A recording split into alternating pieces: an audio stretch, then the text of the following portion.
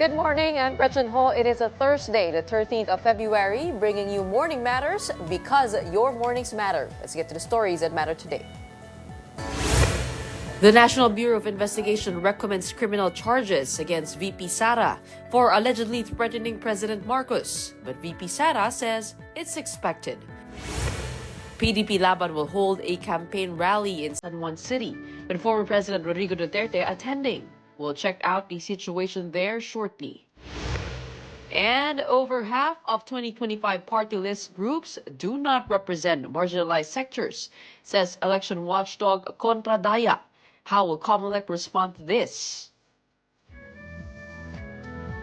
Welcome to our program Morning Matters, where we talk about the issues you need to know for the rest of your day. Now, first up on the agenda. The National Bureau of Investigation has recommended filing criminal charges against Vice President Sara Duterte over her alleged threats against President Bongbong Marcos. But VP Sara dismissed the recommendation, saying she had been expecting it. Here's the report. The National Bureau of Investigation has recommended filing inciting to sedition and grave threats charges against Vice President Sara Duterte. The complaints were filed before the Department of Justice on February 12. This comes nearly 3 months after Duterte claimed she had spoken with an assassin and instructed him to kill the president, First Lady Liza, and Speaker Martin Romualdez should she be killed first. Yung pagkaka-threaten niya sa Pangulo, no, na-incite yung kanyang mga followers. So we take that seriously. For now, the case will undergo evaluation and preliminary investigation before the National Prosecution Office. Kung ang DOJ ay makakita ng prima facie evidence that magkakaroon ng certainty of conviction, ipapile nila ang kaso. Pero kung walang certainty of conviction, maaaring maibasura rin yung kaso na aming inirecommend, ipinail. In an interview with Storycon, NBI Director Jaime Santiago expressed confidence that their recommendation will prosper. Kung ako po ang tatanungin nyo, yan pong kaso bago na itampayan ay pinag-aralan ng 5 abogado plus ako. Kaya yung palagay ko ay magpo-prosper. He added that the cases could make the Vice President serve a minimum of 6 months up to a lifetime in jail, although both cases are bailable. Santiago also said authorities cannot compel VP Sara to reveal who her alleged assassin is. Pwede pong ma-compel siya na umattend, pero yung magbigay siya ng information tungkol dyan sa bagay na yan, katulad namin, ay hindi po siya magpipili. In a brief comment, VP Sara said the NBI's recommendation was as expected. She had earlier stated that she did not expect a fair process from the agency. The Justice Department emphasizes that VP Duterte is not immune from criminal charges.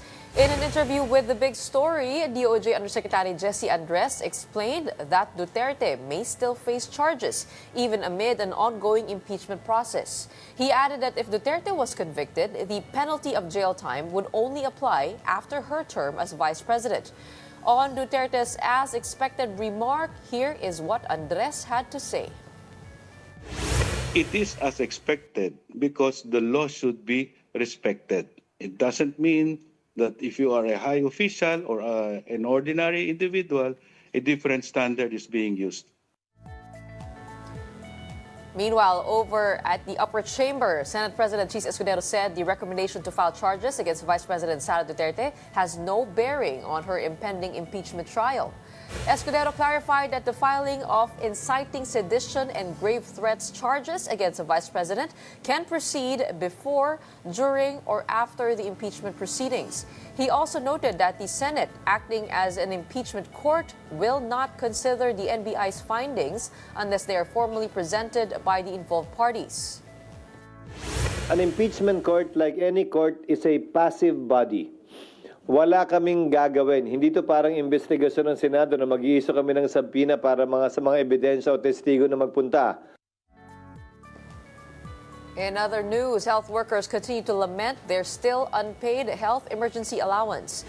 During a Senate hearing on Wednesday, Health Undersecretary Achilles Bravo said there are still around 6.7 billion unpaid allowances. He said the agency requested 5 billion pesos, but Congress approved only 2.5 billion pesos. However, this allocation was vetoed by President Bongbong Marcos. Sa 2025 GEA, yung na-insert na provision na amount sa the payment of HEA amounted to 2 billion. That this 2 billion was the one being vetoed by the President. Assuming na hindi ito na-veto ng President, na labas yung 2 billion, kulang pati... Bakit na-veto ito? It was included in the proposal. It was in the program fund. Sayang naman, services rendered ito. That's the... Pinagpawisan, pinaghirapan ito ng mga kababayan natin. Coming up, election watchdog Contra Daya says more than half of party lists running for seats do not represent the marginalized sector. And don't go away. More stories after the break. Keep it here on Morning Matters on One News.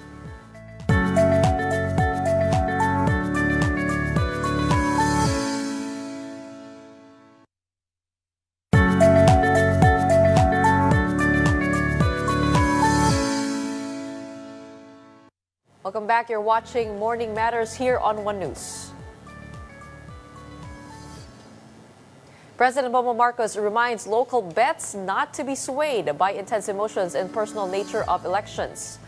Speaking during the League of Municipalities of the Philippines General Assembly, Marcos acknowledged the heat of elections, especially at the local level. But he stressed that while the election process can be emotionally charged and contentious, it is essential to remember that democracy requires candidates to seek a mandate from the people.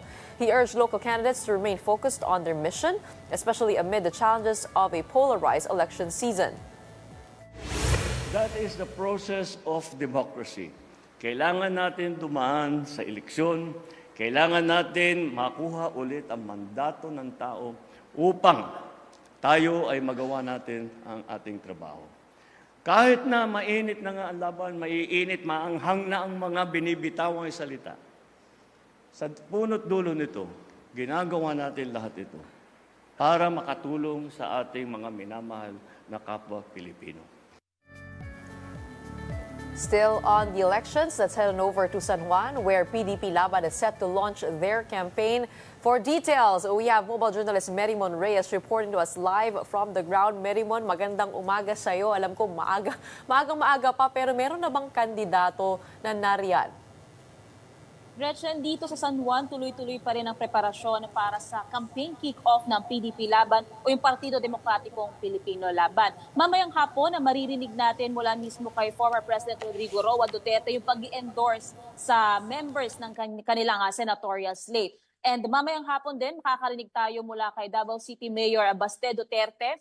Ito rin nga kanilang kick-off ay i-grace nila Senator Robin Padilla at iba pang posibleng aabangan natin ng mga guests o mga supporters pa. Dito sa likuran natin, tuloy-tuloy pa yung kanilang pagsiset-up at wala pa tayong nakikita na ni isa na bahagi ng slate na ito. Pero may iilan ng mga supporters tayong nakita na sumisilip na dito dahil nga nag-aabang na sila kung maaari na raw silang upo ng mas maaga. Pero later on, makikita natin ang mga sumusunod. Sila re-electionist hopeful Senator Bato de la Rosa na sa kasulukuyan ay pasok doon sa Magic 12. At yung ilan nga sa mga plataforma niya ay yung paglaban sa droga, korupsyon at kriminalidad. At i-expect natin o aabangan natin yung sinasabi niyang oplan-tokhang na style ng pangangampanya kung saan magdo-door-to-door daw siya, kakatok daw siya at magpiplead siya sa publiko na siya raw ay iboto. Re-electionist Senator Christopher Bongo ay mamaya aabangan din natin at yung unang araw ng campaign period ay nandoon siya sa Davao City. Pero more likely today aabangan natin siyang para marinig yung kanyang mga plano at plataforma.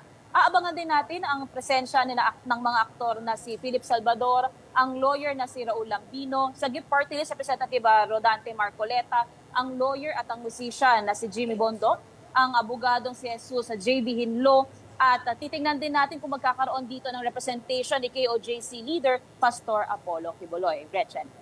Mary mo, napapansin natin na medyo private, parang function area yung nasa likuran mo. Open ba ito sa publiko? At pangalawa, may na-explain ba sa'yo bakit sa San Juan ang kickoff ng PDP Laban? At pangatlo, ano bang aasahan sa kanilang programa sa buong araw na ito? Yes, Gretchen. Kung titignan natin, less flare itong unang araw ng kanilang pinaka-campaign kick-off. Pero so far, ang pinaka-concern lang naman ng mga gustong dumalo dito ay yung first come, first serve na upuan na basis. Pero so far, bukas naman daw sila sa lahat ng mga supporters. Kahit naman sa labas nitong venue, maaari namang dumalo ang mga gustong makakita sa kanilang mga susuportahan.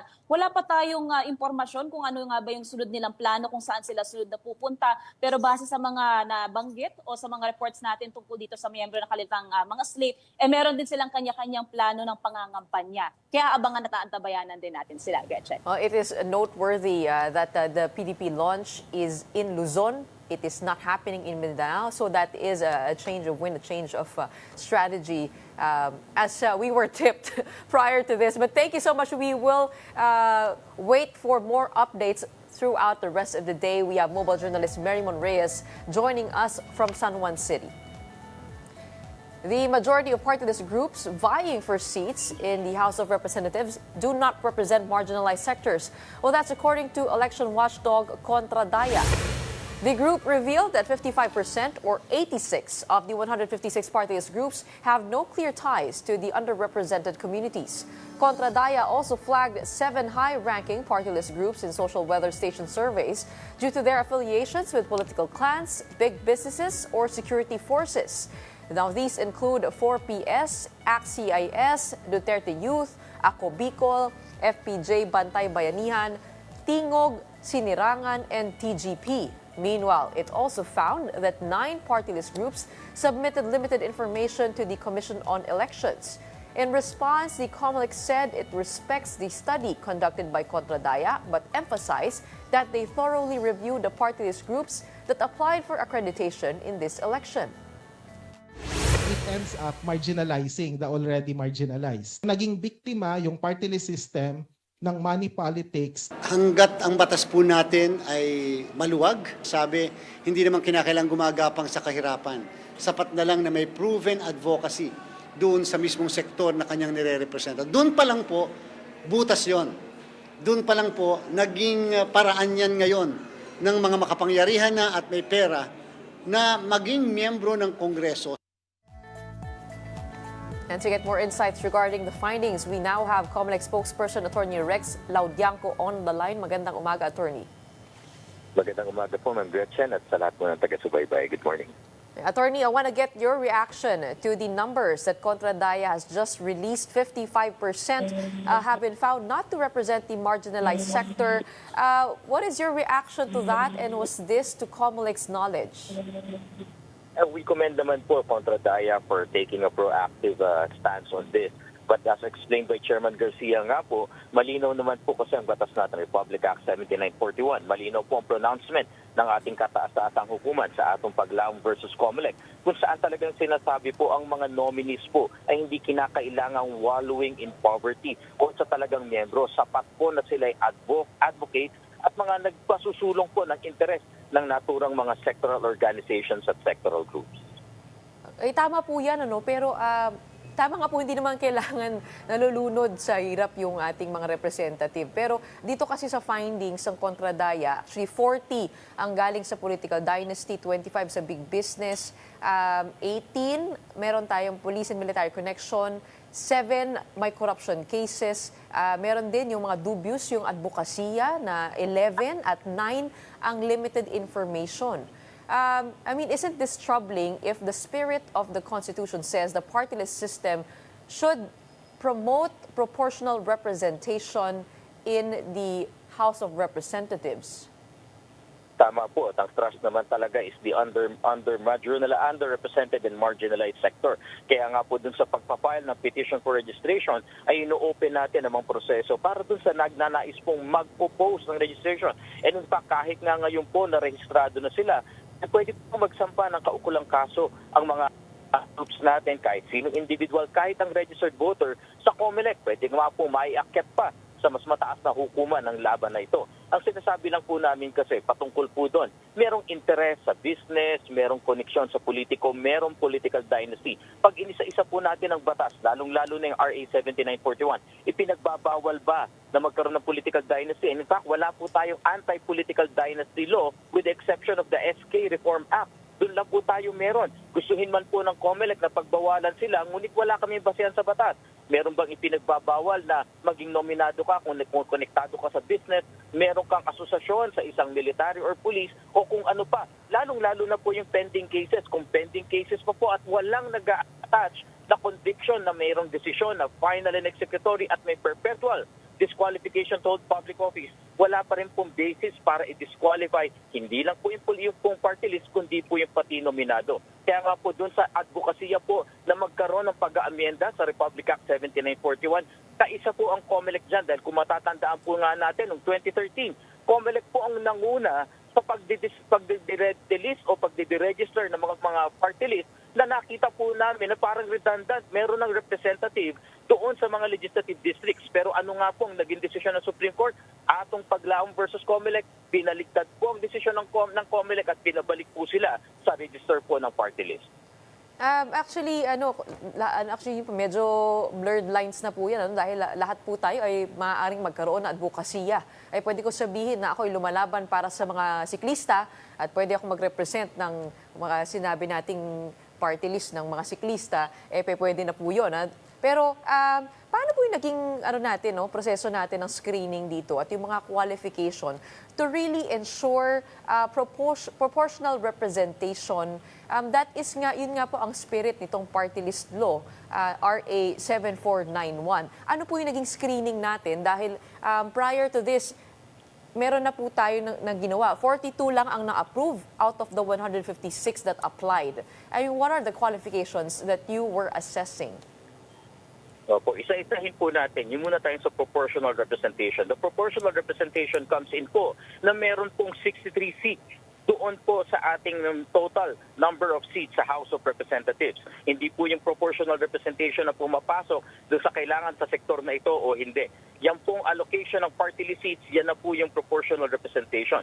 Patungkol naman po doon sa advokasya, tama po kayo, kinestyon nga po ng Comelec yan. Kaya lang malinaw po ang pronouncement ng Supreme Court. Hindi naman kailangan miyembro ka nung iyong sektor na nire-represent. Ang kailangan lang, ikaw ay advokasya. So paano pinatutunayan ng ating Comelec ngayon kung sa pagre-register, ang grupong ito ay nagre-represent talaga? Pinagsusumiti po sila ng programa, pinagsusumiti po sila ng track record, pinakikita na yung mga pinapasok na nominado, yung mga officers ay may track record din. In fact, pinasasama namin ang lahat ng kanilang proyekto, lahat ng kanilang speeches, lahat ng kanilang programa. Yan po ay ilan lang sa pinasasabit namin. Sino ang mga membro, saan may opisina, sino-sino ang opisyal at kumakatawan sa mga grupong ito. Ilan lang po yan sa mga tinitignan na dokumento ng Comelec. Kaya nga po nasabi namin, out of the almost 300 plus, 42 lang po ang nag-run. Pinakakonte sa history po ng halala na pinakakonte ang napagbigyan ng Comelec ng registration.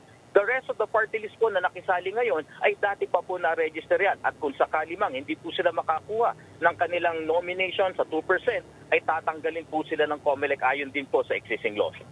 Medyo nakakabagabag nga po, attorney, dahil yung mga nabanggit po dito ng kontradaya, sila po yung nangunguna sa mga survey. So bukod sa sila po ay nangunguna, maaari pang magkaroon ng more than one seat in Congress. Ano po ang maaaring gawin dito that this report has come out to challenge the party lists to be able to verify? Is there what are the recourses, and also yung track record na binabanggit po ninyo, gaano katagal dapat po yan at gaano kabigat ang body of work nung kanilang mga nominee? Wala po sa batas natin na nagsasabi kung gaano katagal dapat yung track record. But ang sinasabi po, meron silang program at history. In fact, ang nominees po, ang qualification lang, at least member sila ng party list group 90 days. Ganyan po kababaw na nating sabihin ang mga kwalifikasyon. Ano po ang pwedeng gawin ng mga interest groups ngayon? Ano ang pwedeng gawin ng registered voter? Una po sa lahat, samahan niyo po ang Comelec sa pagsusulong ng ating pong pag-amyenda sa Republic Act 7941. Kapag po mayroong pagtawag ang ating Kongreso, ay sumali po kayo dahil ang Comelec po napapatawag katulad ninyo, at ito po yung mga bagay na naivo-voice out din po ng Comelec. Isa pa, ano ang pwedeng gawin? Magsampa ng kaso, question ng registration, mag-file ng petition na i-disqualify ang isang nominee dahil sabihin na natin kung sa kanilang pananaw ay hindi kwalipikado. Sana po dito mapunta ang lahat ng aksyon at pag-aaral dahil ito po ang malaking maitutulong natin sa ating mga batas at sa ating pong hustisya sa Pilipinas. And this should be filed with? Pwede po sa Comelec, kung meron silang nakita na paglabag, pwede rin po questionin sa korte. Nasa ating naman po mga advocates dyan kung saan po nila dadalhin. And besides po, ang sinasabi nga po namin, ultimately, sino makakakuha ng 1, 2, 3 seats, nasa taong bayan po yan. Kaya po sana itong pagsusulong din natin ng mga pagbabago at reforma, sana po tulungan kami na maiparating sa ating taong bayan na dapat sa pagdesisyon, sa pagboto sa party list, isama nila kung talaga silang mga ito ay magiging makakatulong sa ating paglikha ng mga batas sa Kongreso. All right, thank you so much for your insights on that contra DIA findings today. We have a Comelec spokesperson, Attorney Rex Laudianco. Well, now, when we return, we will provide context on various issues with Sige Party-list Representative and Senatorial Aspirant Rodante Marcoleta. Don't go away. Morning Matters will be back.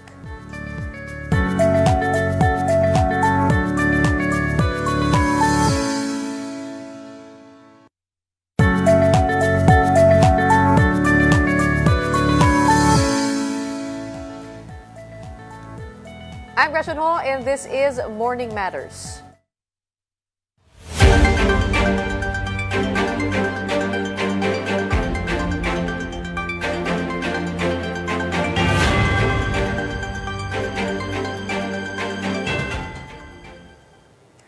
A Chinese Coast Guard vessel was seen moving closer to Luzon's coastline. Our BRP Cabra was originally keeping CCG vessel 3304 from approaching Zambales. However, the Philippine vessel had to leave its position after detecting another Chinese vessel near Palawan. CCG 3304 was last seen around 43 nautical miles off the coastline of Bolinao, Pangasinan. Meanwhile, the U.S., Japan, Australia, and the Philippines sailed the waters of the West Philippine Sea together yesterday. This is the first conduct of the 6th multilateral maritime cooperative activity under the new Trump administration. Warships and air assets from the 4 participating nations carried out drills and interoperability exercises. Now, on to our guest for the day. We are joined live by Senatorial Aspirant Rodante Marcoleta. He is with us here in the Morning Matters studio right before he goes to the PDP Laban kickoff in San Juan City later. Good morning. Thank you for being with us. Good morning, Gretchen. It's an honor to be here because morning matters. Ang ganda po nun. Okay yan. Okay, ito nga pong balitang binasa ko, sinabi ko, West Philippine Sea. Mali ba yun? Yes and no. Oh, medyo komplikado po yan.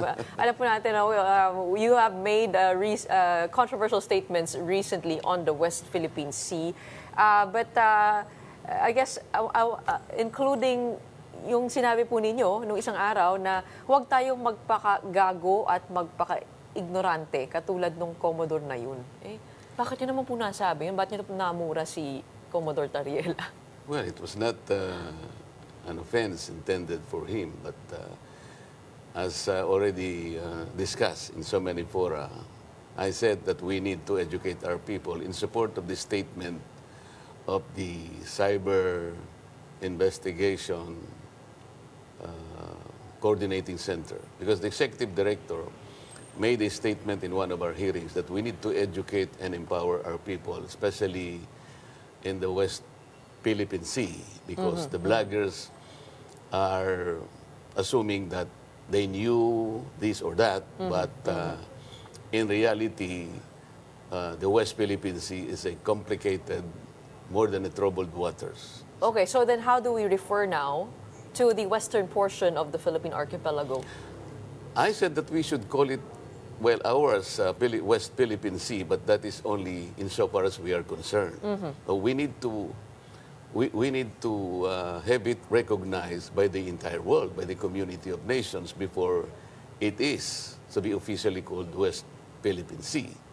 Like if you are not supposed to just name a street in a locality without, going through the process let's say, enacting an ordinance to just recognize that particular street. This is our body of water. It's covered by the entire exclusive economic zone. I'd like to tell our people that whether with name or without name, this is still our EEZ, and we need to fight for it. So until within the last Philippines, it part is or correct to the call it the West Philippine Sea? Yes, domestically. That's a political statement. Okay. But the bloggers are using it.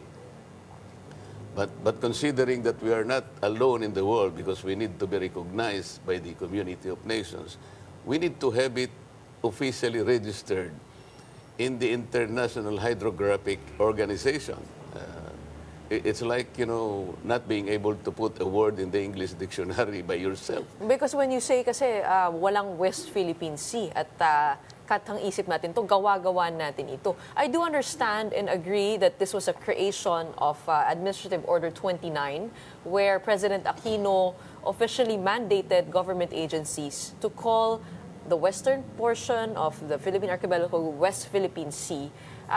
It was a creation of that, no? But hindi tama po kayo, hindi po ba ito lang yung unang step into actually having it recognized by the world, by the IHO, which you also mentioned, the International Hydrographic Organization? Yes, but we need more to do and follow up the processes. It's a tickless process, You have to go to the United Nations and follow the processes needed in order for us to be recognized. Because in the international map, the whole area is still called South China Sea.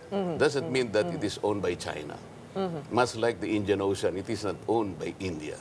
The Gulf of Mexico is not owned by Mexico, and so on and so forth. And which President Trump also renamed to the Gulf of America recently. How can he do that? He has to deal with the processes, the legal processes recognized by public international but it law. is also important to call it West Philippine Sea ourselves. Is that correct? Because actually, I took a look at that. In 2022, the Philippines has in fact submitted 9 proposals to the IHO that were kept pending because of which requested the mutual consultation between interested parties. Kumbaga, in dispute pa itong mga area na to, kaya pending pa siya. Pero meron na tayong sinumite na mga proposal sa IHO to recognize this. Actually, nandun din siya sa AO29, sinasabi na the DFA and NAMRIA are to, at the appropriate time, submit the AO and the new map with the West Philippine Sea to the IHO. So, kumbaga, parang tumatakbo naman na yung proseso. Yeah, but the premise was actually taken out of context. We were hearing the bloggers who were using all these terms, but I said, if you are not able to educate our people, we are not probably referring it correctly. Because as far as we are concerned, I'm not saying that it is wrong for us to call it West Philippine Sea, because I said, with or without name, that particular area is ours, and we need to fight for it until the last blood. But what is the problem with the vloggers? Because as already taken up in the hearings, the bloggers are doing it or maybe stretching it further, like meron siya nasabing deep fakes, and then there are fake news. That's why the executive director of the CICC mentioned that we need to educate our people on the complexities and the complications of the West Philippine Sea. So let us begin, I said, with the term West Philippine Sea, because, well, internationally, it does not exist. Because if you see the international map, there is no West Philippine Sea. It is ours to claim. It is ours for us to claim that this is West Philippine Sea. But we need to do more than that. I guess we need to put the proper context also to your statement na when you say the West Philippine Sea does not exist, it means hindi pa nakataga sa bato sa international maps. Yes, at that's what gumugulong pa yung proseso. That's what I was trying to tell them, but until but the isn't your statement also confusing in itself? Like, lalong malilito yung mga tao. Totoo ba talaga may West Philippine Sea? But that is the way we educate our people. We need to steer their imagination on this, because Commodore Tariela said that I was a traitor. Okay? Can you imagine a Commodore holding such a position and speaking for the country will call me a traitor by just trying to educate our people on the complexities of the term itself. Although I am aware of several of their initiatives. For one, there is that We comic have not book. succeeded. That comic book that they have been distributing, explaining the differences between territorial sea, EEZ, ano bang tawag natin That's a dito. good start. Ano yung in-award sa atin ng 2016 Arbitral Award? Hindi po ba meron namang ganong efforts? Although we all have our ways to go in terms of understanding it's more how than that. complex For this is. example, the arbitral award. What did the arbitral award did for the country? Well, it only said that, the 9-dash line sketched by China has no legal basis, has no historical basis. But more than that, it did not do any good for us. Did the arbitral award say, for example, tell China to vacate the Scarborough Shoal? No, because our maritime rights, namely continental shelf or territorial sea and even the exclusive economic zone, are only maritime rights. These are not part of our territory. This is where we need to explain Actually, our yun naman people. po ang nasasabi nila na Yeah, ito but po ay our easy. people do not know. Generally, do not know. For example, within our exclusive economic zone, in the middle of that portion of the sea, is the Scarborough Shoal. And the occupant now, among the claimants, Malaysia, Brunei, Philippines, Taiwan, and so on, the occupant is China. We used to be there, but now China is occupying that particular feature. What is the significance of that? Under public international law, the Scarborough Shoal, because it is an island, it is entitled to its territorial sea, which Correct. is 12 miles from its baseline.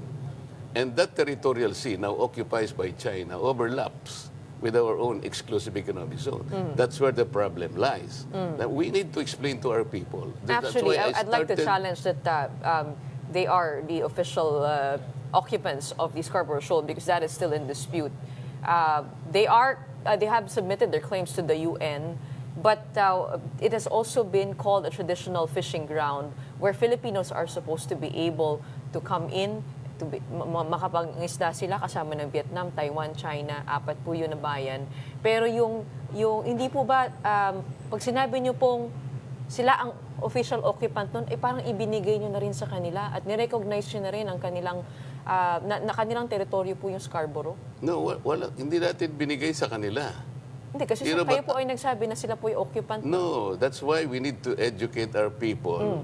Because in public international law, the occupant is the owner. It's unlike our domestic But that law. has not yet been recognized Because though, there is by UNCLOS. there is no world court today that will adjudicate that. That is the problem. Let our people know that there is no world court today that will adjudicate in terms of our territory. We cannot even say, we cannot even file a petition. Where are we supposed to file a petition in order for us So, to... but isn't it also within our rights to say that that is our territory? Yes, it That is. that rock is ours. Yes, we are all claimants, but the problem correct. is the one occupying is China. De facto Yes, control. de facto, Okay. but Okay. it is physically occupying that island. Correct. And under public international law, the occupant is the one who will enjoy the territorial waters of that island. Because they have taken it over Yes, ma'am. by force. Yes, ma'am. Okay, let's go to another issue, Yes. which is what's in the background of this campaign season, the impeachment of the Vice President. Isa po sa mga nabanggit po ninyo ay ito, tinulugsa nyo nga po itong House Committee on Good Governance and their investigation... On good government. On good government and public accountability. Yes. And their investigation into the alleged misuse of the confidential funds of the Vice President. Sabi nyo, bakit naman iisang opisina lang ang pinipilit ninyong usisain? Hindi ba masyadong halata namang pamumulitika yan? Yan nga pong nabanggit ninyo. But hindi ba nasa kapangyarihan din ng Kongreso yung power of the purse? They have legislative oversight over spending, and what they're doing here is actually part of their mandate. Yeah, the power of the purse is another. But auditing the usage of public money is another. There is only one office which was given the mandate and authority to audit the utilization of public funds. it is only the Commission on Audit, nothing else, nothing more. But they used the COA reports in that hearing, and there were notices of disallowances given to the committee. At nasa kapangyarihan din yon ng House Committee na ipatawag ang mga department heads para ipaliwanag kung paano nagamit yung That's different. mga That's pondo. different. The Commission on Audit was still starting on its job. The COA issued an audit observation memo. What does that mean? That means COA is still in its initial findings. There are no conclusions yet. And then the House of Representatives, through the Committee on Good Government and Public Accountability, asked COA to submit all those papers which are still being examined by the COA. And the question is, and I raised this issue, how is it possible for the House of Representatives to usurp the functions of an independent constitutional body to which it was tasked for the audit Isn't and it the study just, of all I mean, this? imbis na usurpation, isn't this like complementary because they're also No. investigating in their own capacity? No, you will investigate in aid of legislation. But you do not do that by usurping, or for the COA to delegate the principal mandate that was reposed to them. There's complication there. And they have not even discussed that. By the way, we need to raise that issue and we need to clarify that. But, all of them refuse to answer. But isn't it also in the powers of the Congress na hindi lang po in aid of legislation, kasama na po yun, pero you are also tasked to be able to regulate government spending. You have the power to question executive spending. Nasa Article 6, Section 29, at no money shall be paid out of the Treasury except in pursuance of an appropriation made by law. Ibig sabihin, you should check as a congressman if the money, the budget is being allocated in the right way, Yes, but such as the confidential funds. But you need to wait for the COA because the COA is the independent constitutional body tasked So to you do were just saying that. after COA finalizes its investigation, then the committee can now Yes, because you need open. to go to the process. After COA, for example, made the conclusion, from audit observation memo, they concluded that it should already graduate or transition into a notice of disallowance. Even the notice of disallowance is assailable. It is appealable. So there is no conclusion there. As a matter of fact, the subject matter of But the audit... don't you think the questions also were relevant in the Committee on Good Government? But when the questions are only targeted, are only asked to a single office and refusing to call the other 400 officers of government who were already recipients of the confidential funds, and like the office of the Vice President, were already subjected to audit observation memo. Aren't we supposed to say that we're doing this objectively? How can we say that we are doing it objectively when you only targeted one office? But if you're investigating something that doesn't mean it nullifies the investigation that's ongoing. No, but I'm saying it is the challenge is to be able to do that. But to the nature apply of the investigation, why is it only confined to only one office, forgetting the rest? And how would the people interpret the way we do things here? Are we not supposed to be doing it objectively? But do you think the investigation has merit in itself? It Taking should have, a look at the but investigation it should have itself. merited the approval of our people. Let's say calling all the 400 offices because these are all similarly situated. Why are we picking out only the office of the Vice President? That was the question I raised. Because there was evidence presented. Aren't evidence also on the other 400?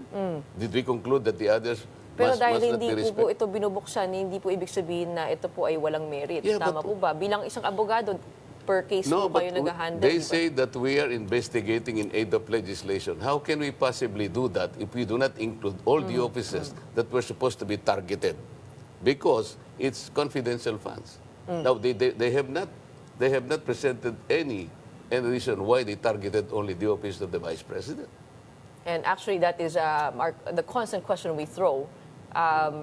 us as part of the media that this should be also applied to other offices. But it also does not take away the value of that investigation. No, but the value is supposed to be diminished by not including all the although offices. the Vice President's office is an executive office. Well, the office of the President is much an executive office. And the office of the President is also recipient of confidential funds. Now the question is, why only the OBP? Why not the office of the President too? All right, we have more questions to answer and to ask to our special guest for today. We have senatorial aspirant Rodante Marcoleta. We have more matters to discuss right after the break. Keep it here on One News.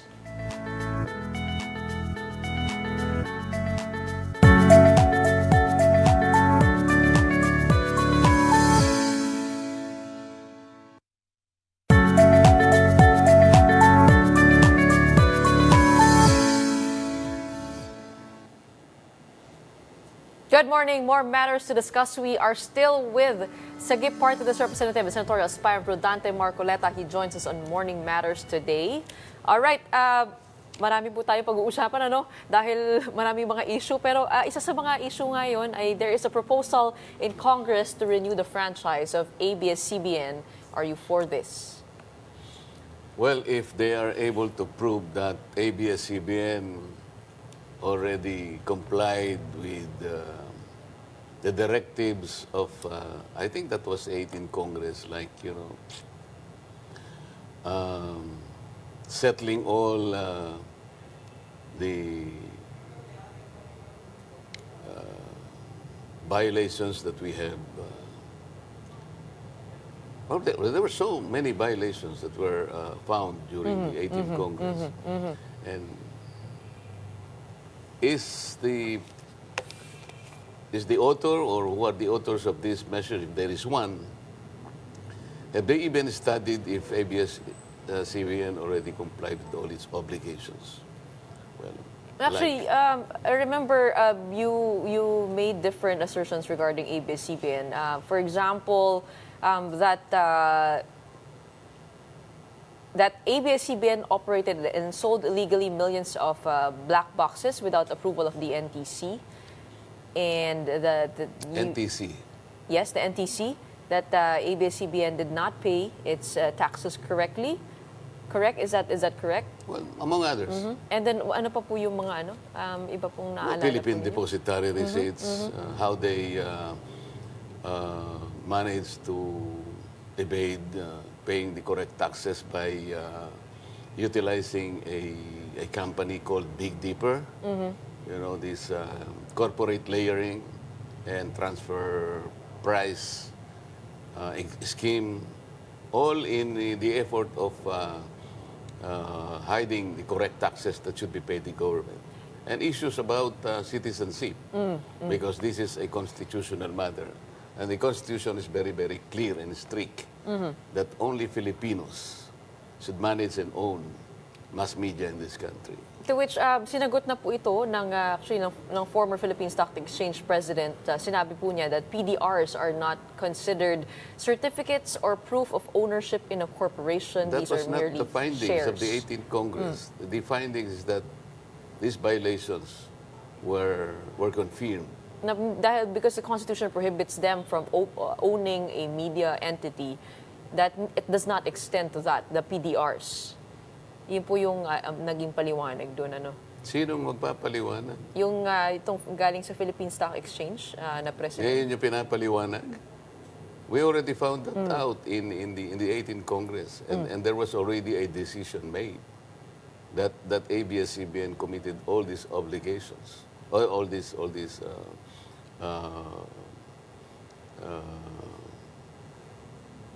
ABS-CBN committed several violations. So, in terms of the tax liabilities, they are already cleared ABS-CBN. Sino nag-clear? BIR itself, the Bureau of Internal Revenue, How was it said cleared? No, that ABS-CBN has no outstanding liabilities that they was have paid with their only taxes. one of the assertions in one of the certifications they issued. It does not cover, it was not a blanket authority for the BIR to say that. It was already It was already qualified in that hearing long ago. Ngayon lang nila sinasabi yan. So that if- was if- taken up in the hearings. Okay, if all of these violations that you mentioned are fixed by ABS-CBN, then you're open to restoring the franchise of the Oh network. yes, but first of all, ABS-CBN should show and present evidence that she has already complied with all the obligations that were required of her to submit or to do or to pay to the government. Until and unless ABS-CBN should do that, how can they even begin to pretend that they are able again to apply for a new franchise? As a matter of fact, is there still a frequency that need to be given to ABS-CBN? Because Di ba of bigay- how it has Hindi ba? been able to transition to the digital realm. Wala na, di ba? Wala na po. Ay, Wala na siyang asan ang franchise pang ibibigay? I think yung franchise binigay na sa iba. Okay, let's go to your candidacy, moving the issues out of the way. You are running for senator Yes, this ma'am. time. The second time, this time tuloy na tuloy na. Yes. But you are not with PDP Laban, but you are joining the kickoff later, am I correct? I am running as an independent senator, but I was adopted by way of a resolution by PDP Laban. As a matter of fact, it's not only PDP Laban which adopted me. There's also this Partido Federal Maharlika, headed by former Secretary Bello, which adopted me. There's also the party of the late Senator Miriam Santiago, the People's Reform Party, which adopted me too. And there is another one which intends to adopt me. They call itself WPP. I think this is called Workers, Peasants, or Peasants Party. Pero wala pa yung formal resolution. So actually, there are 4 parties. We know that you come from Iglesia ni Cristo. Yes, ma'am. But how do you plan to campaign? I mean, to strengthen your numbers. At the recent Pulse Asia survey, I believe you're number 23 in the list. You have 12.5%. How do you plan to increase those numbers, and which areas are you targeting? You're coming from a survey because you believe the survey. You do not believe that some efforts are being done to dampen my candidacy, and I can feel that. Several actions are being taken up, including the mainstream media. So hindi po kayo naniniwala dito sa survey numbers? Well, I myself, because I can see it. For example, in Hong Kong, I was in Hong Kong by a surprise visit, and I tried to see whether people would react in my mere presence without being or without announcing my presence in that particular day. I happened to be with one of the senatorial hopefuls who are appearing in the survey. I think the one is from 1 to 5. Pero magtataka ka, how the people felt, how the people reacted there. Nobody even took a selfie doon sa isa. Pero sa akin, well, I would not exaggerate, but paano mo sasabihin? We're getting their numbers. For example, SWS, I saw the instrument of survey they did. There were 40 names. And I show it to the chairman of the Comelec. I said, George, please look at this. I'm not even one in these 40 names they use as an instrument of the survey. When they presented the result of the survey, how come I was number 36? I could not be there because I'm not in the 40. Well, medyo mahigpit po ang laban ngayon, ano? Pero isa sa mga talagang makakatulong po ay ang presence ni former President Rodrigo Duterte. He will be there at the kickoff rally in San Juan. Any idea about his speech? Naging maanghang ang mga salita ni PBBM nung isang araw sa Why kanilang... maanghang? Sinabi po niya, actually I have a list here sa kanyang mga sinabi. Maanghang? Sabi niya, walang bahid ng dugo ng tokhang ang kanyang mga kandidato, malinis ang track record. Ito, babasahin ko po sa inyo. Tignan niyo pong record ng ating mga kandidato. Wala sa kanila ang may bahid ng dugo dahil sa tukhang. Wala sa kanila ang kasabwat sa pagbulsa ng sako-sakong pera, pinagsamantalahan ng krisis ng pandemya, pinabayaan ng ating mga kababayan na magkasakit at mamatay. Wala sa kanila ang pumalakpak sa China at natutuwa pa kapag tayo ay binobomba ng tubig, etc. etc. I mean, what would you have To whom say is the that? president referring to? Do you think he was referring to the Duterte administration? I'm asking you because I have no idea as to who is the president referring to. So you have no idea? I want to know Okay. because probably you know better. Pero ito pong speech ni Pangulong Duterte mamaya, ay may idea po kayo kung anong sabihin niya? I don't know. I have no idea as to what the former president will say. Pero kung judging from what the president said, I'm very sad why he said that. Because in the last election in 2022, because I was part of the unit team, the president did not say anything about the opponent's political side. He kept on his narrative of uniting our people. I remember that very, very well because I was part of the team. So it's a revelation that the president would turn 360 degrees and now calling names to the other side. I'm really very sad why the president said that. Kayo po ay na parte ng unit team slate, Yes. but you are now with the side of the Dutertes, specifically because you are choosing to join the PDP Laban kickoff later. I mean, how does this all surprise That's you? the misconception. What's happening? That's a misconception because I said I am running as an independent senator.